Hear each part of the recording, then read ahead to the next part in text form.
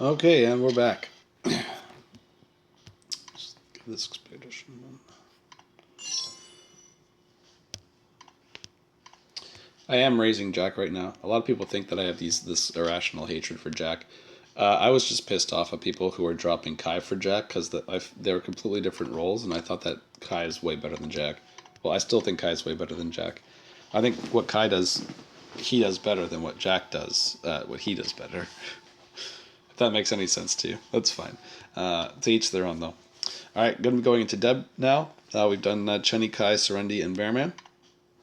Okay, looking at Deb, she's definitely going to get a lot of complaints because there's going to be 100 Deb mercenaries all the time in your friends list out of 50 friends. There's going to be 100 Debs of the 50 friends, I guarantee it. Which is only really nice if you're doing the Scissor Cuckoo Dungeon. Now, Deb's got some pretty good skills. Good area. She is an area attack type character. I really like her second skill because it's very versatile if you're on low on mana. But she has a very high mana pool. So there's going to be there's going to be levels where you can just go the whole level and only ever use her third skill, and that'll be fantastic. Also, in PvE, there's generally nothing that can stop the damage over time effect from happening. Like, there's nothing that really cures themselves all that much. Like, there's the odd level, especially later you get into the game, where they have a couple little fairies that cure things. Like when you get to the Serendi fight, there's a couple of those there. Serendi also can cure debuffs, but for the most part, you're going to get maximum effect out of this 90% of the time. All her skills, or not her first skill, but her second skill and her third skill, both give damage over time, and they're high rates, 55% and 56%. Those are really high. Her passive is also fantastic in PvE. It's pretty good in PvP too. It's just she's not going to be always killing somebody, so the times that she's going to be able to use this aren't going to be super amazing. It's up to you in PvE whether you want to take advantage of her passive and maybe have Deb go later on to guarantee her movement buff, or if you want her to go earlier so she can soften characters up, and then your other characters can clean up the groups of mobs while you're going. But Deb's going to be a good character to raise early on. She does have a fast growth rate, so just like Kai, she's going to be one of those characters. Very low investment. I think she needs like 12 genes to recruit. Maxing her skills is going to be a completely different story. I actually just maxed Deb 2 days ago, and I've been playing since like the second week of the game coming out. Where was I? Yeah, but Deb's skills, for the most part, they do a lot of damage for a very small investment. She's probably the best area attack type character that's going to be doing the thing that you really are going to like the most, which is just straight up killing your enemies. I would say just that Alfred's probably a better area attack type character because he has so much more utility, but Deb's probably going to knock him off the list and be your area attack type character because she just brings the damage. She brings the heat. Besides, everybody loves Deb. Look at that body compared to this creepy old man. She's got this thing floating around her. She kind of looks like a snake. Actually, if I had to say what she reminded me most of, she reminded me of a Nepenthes from Maple Story. If I'm not alone on that, please post your support in the comments down below.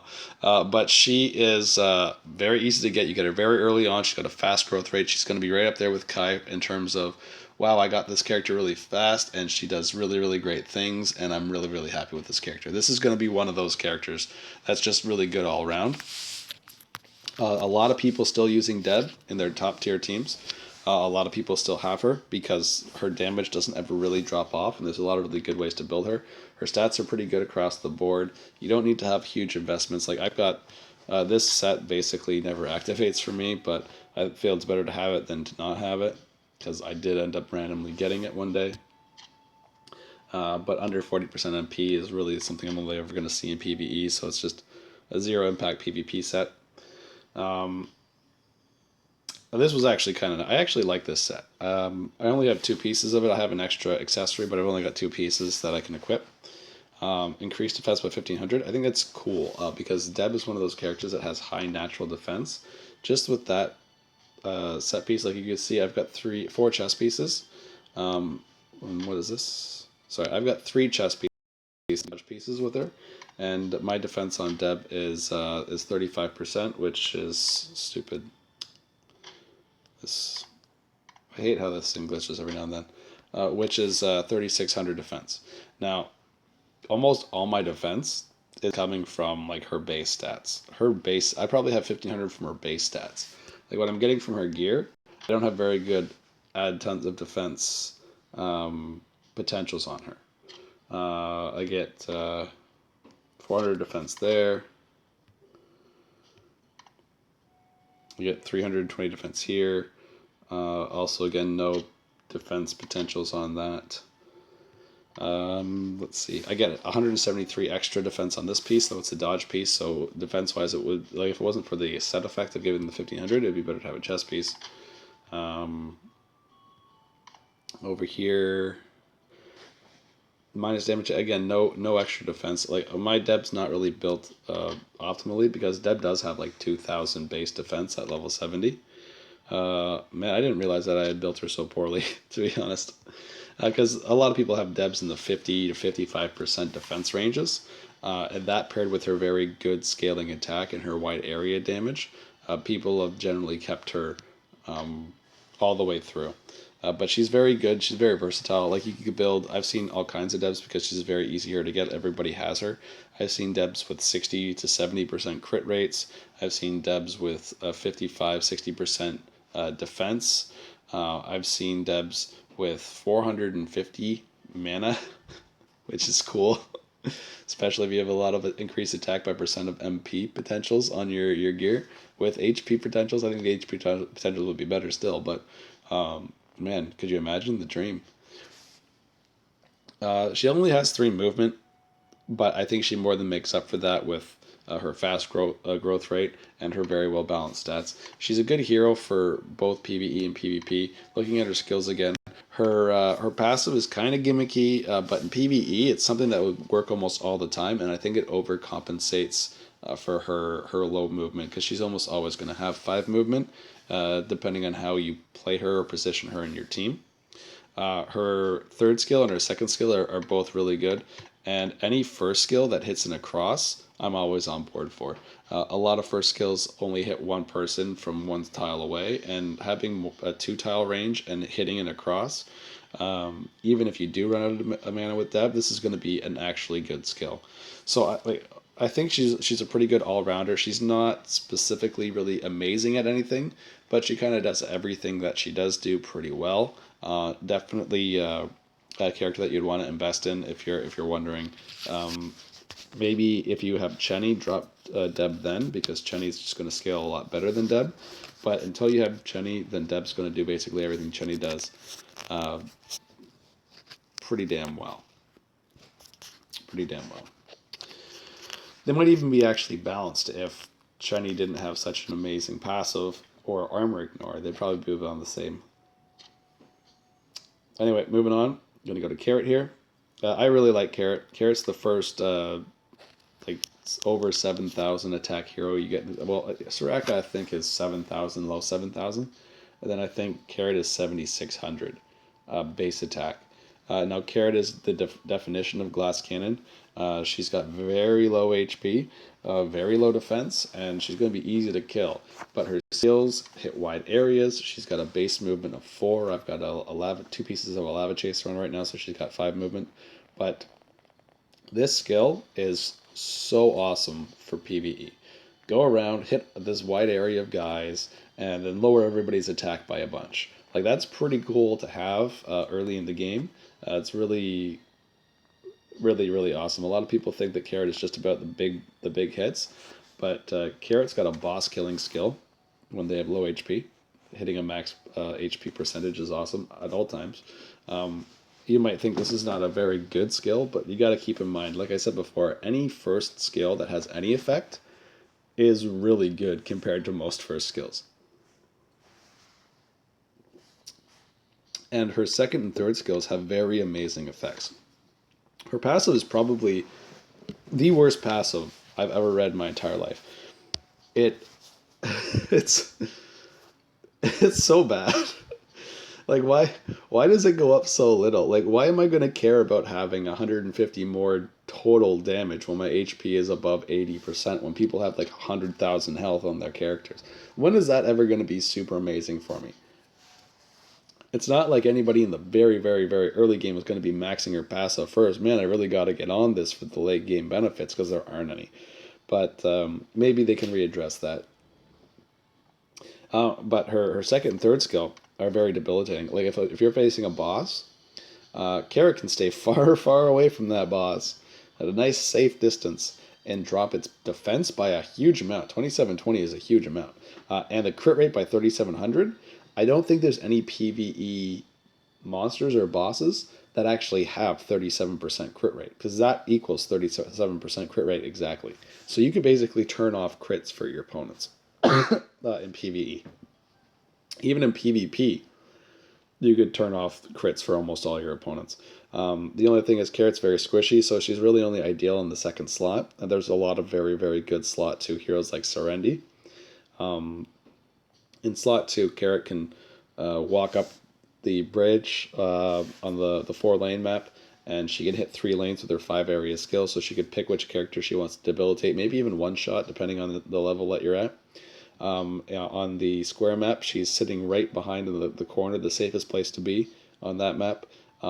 Generally going to be right behind Jack, because Jack's the most popular tank that people raise. And especially at low levels, people are going to be using characters that they have, not characters that they feel are the best or the most optimal. They're just going to be using what they can or what they have at their availability at the time. Her second skill is more super shiny for PvE. It's not generally that useful in PvP, though there are some times where it comes in handy. For the most part, she's going to be spamming her third skill in PvP. And her third skill, the AI is always going to spam, so make sure if you're using Carrot and you like to auto battle all the time, maybe put somebody else there, because she's just going to be mana burned and going around not really doing anything that great. But Carrot is a very good versatile hero. Another 4 movement hero. High dodge, high crit rate, low HP, low defense. Literally the glass cannon. Not the strongest attack, but definitely one of the lowest defense and HPs in the game. Anyway, regardless, I still feel that her debuffs are awesome. Carrot is an amazing PvE hero. She's good at PvP, but I think that she's even better at PvE. Alright, gonna move on. Momo, a lot of people think is the replacement to Carrot for a few reasons. They're both attack types. Momo is a rock type. Carrot is a paper type. That is probably the only thing that really works against Momo, because there's just so many good rock heroes. There's so many, it's outrageous. I really wish Momo was paper, because then he'd be a more natural transition from getting Carrot to Momo. Momo only has 3 movement, but his skills generally hit for better boxes. Second skill is the same, but instead of lowering your opponent's attack, he increases his own attack. So I'm not a huge fan of skills that you invest in your heroes over a period of time, but in PvE it is still pretty good. It's up to you to decide whether lowering everything that's in your target range's attack or increasing this individual's attack is a better thing. That's going to be a very situational thing. It's not going to be one's better than the other all the time. But he does have a pretty huge attack buff for this skill, so that's why I've chose to max it first. His third skill has just such an amazing range. He does hurt himself, but it does hit pretty damn hard, and he hits, like, look at that hitbox. That's freaking awesome. And 4 range in a straight line. Straight lines do have some weaknesses to them, but for the most part, that's a pretty damn good third skill. It's called Momo's Bomb, and it feels like your whole team gets bombed when you get hit by this thing. The only thing I don't like about Momo is Momo doesn't really have anything like armor ignore or some kind of way to just sort of get past high defensive heroes. But as a 7600 base attack character that has better HP and general tankiness than Carrot, he's like the maybe bulletproof glass cannon, but still glass cannon, you know? He's a little bit stronger defensive-wise. but for the most part, he can normally hit harder. It's just if you consider the fact that if you do a one turn, it's up to you whether you think Momo's going to do more damage over time than Carrot is. Like if Carrot started the battle, for example, with her third skill, now she's taken a huge amount of defense off and is not going to get crit. Whereas Momo, his third skill just does damage to himself, though it does hit like a lot harder. If he uses his second skill first, then he's not really being able to maximize the amount of damage that he can do. So that's more of like a two. I think it increases it for 2 turns. Let me just double check. Oh no, it only increases it for 1 turn. So it's not even. It's the argument that you'd have is this really going to be something I can maximize damage with? Is it better to use the second skill than the third skill? Or is it better to use 2 of the third skill? So Momo's buff for his second skill is going to be something like, oh, you know what? I can hit a few guys over here, and they're kind of softened up, and I'll kill a bunch of them, so that's great. And for the next turn, I'm going into the next turn, and I have this 20% attack buff or whatever. That's good. But I think Carrots are going to have more situations where they're more beneficial. I like Carrot's skills a bit better than Momo's, but I think Momo's pretty badass. He's so cool. Just look at this bunny. I don't know why when he ranks up, he's like his ranking is like he looks really dumb for basically all of his stages until the very end. Um, I don't know why he changes such like a lot of heroes just get like little add-ons, different things, but he's like a completely different character every single time.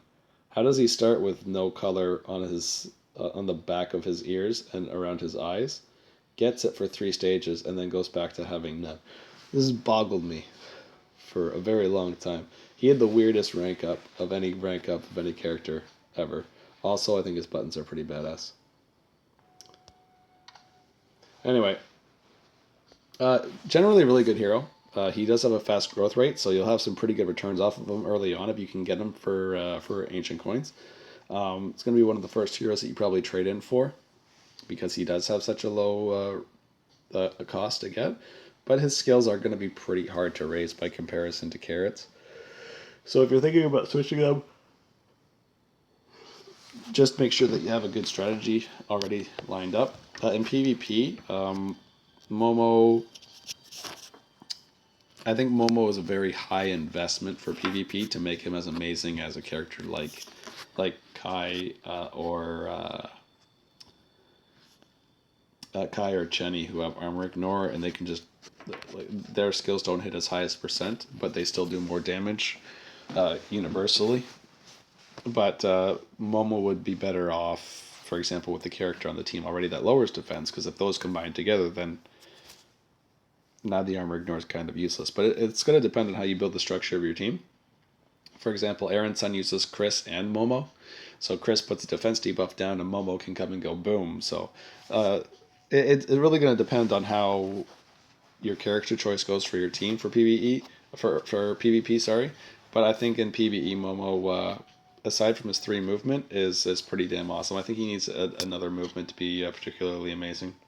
Okay, last hero we're going to do for this video is Chris. I'm hoping that these aren't all going to be hour-long videos. Chris is your Pikachu. You get her first. You want her to be good. Unfortunately, her stats are pretty bad. That's all I could really say about that. But what I like about Chris is her stats may be bad, but they're balanced around her having very good, very effective skills. Her skills all have basic ranges that don't hit huge boxes, but a 3-turn defense debuff for 2720 is an awesome boss killing skill. Like this is a great skill, and I hope that nobody really overlooks certain debuffs as being less impactful than other ones, because things like armor ignore and defense debuff are great things to have. Like you're talking about, especially in the later game, like tens of thousands of more damage per round on like a Tower of Dawn boss, for example. Crushing their defense is awesome. Not everything's susceptible to stun, but most of the things that you're going to have while you're using Chris throughout the game, a lot of people are probably going to drop Chris for Jack, But even if you keep her for afterwards, she's still pretty good. If you're, especially if you find yourself that you're too rock heavy with Jack, then you might want to keep Chris. It's just if you're more of a free to play person, Jack has a almost 20% hit of boss's HP, so he really is, once he's maxed anyway. I think after you have Jack, probably a week will go by where you're just farming his genes, and after that point in time, hopefully you got him leveled up enough too, where he could probably replace your Chris throughout the main story in PvE. But in PvP, it's gonna really depend on your outlook and your strategy. Like Jack and Chris are both used very commonly in PvP. If Jack and Chris fought, Chris would likely win because she's not going to be able to have 100,000 HP without a Trinity set like Bearman. She's got a defense debuff, and she's got the paper over rock advantage, so in a straight up fight, she'll generally win. But both Chris and Jack have fairly bad mana pools. Chris actually, I think, is tied for the worst in the game. There's another hero that has just as bad mana as Chris. But neither of them have particularly high stats. They just sort of make up for that with their really great kind of broken mechanic-like skills. I think Chris's defense debuff for 3 turns, like 3 turns is a really, really, really long time. I think back to my Tower of Dawn 50 video for December. I was saying, well, you know what? If people really don't have enough characters, then maybe their Chris has their 3rd skill level up high enough to give it a good impactful effect to help benefit the whole team. And a lot of people were able to do that and beat the 50 boss, combining Chris with Carrot to get the boss down to 0% defense. But Chris is kind of, she's not particularly impactful as a hero. So you might want to look at getting some newer ones, a different hero later on in the game. Not necessarily as soon as you can. It's going to depend on a lot of things, like how many Chris genes you've been getting from your trade-ins for the genes, for the unknown genes, and just where your Chris is sitting. If you're getting tons of Chris genes, then by all means keep raising her, because that she's very good at killing bosses. It's a 66% stun, but it's still a pretty good stun.